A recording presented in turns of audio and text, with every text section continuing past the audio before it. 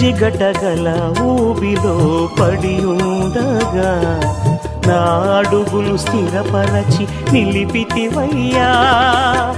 హిసోపుతో నన్ను కడుగుము యేసయ్యా, హిమము కంటెను తెల్లగా మార్చయ్యా. నీకేమి చెల్లితూ నా మంచి మెస్సియా, నా జీవితమంతా అర్పితు నీకయ్యా. ప్రేమ కరుణ నీ కృప చాలు, ప్రేమ కరుణ నీ కృప చాలు.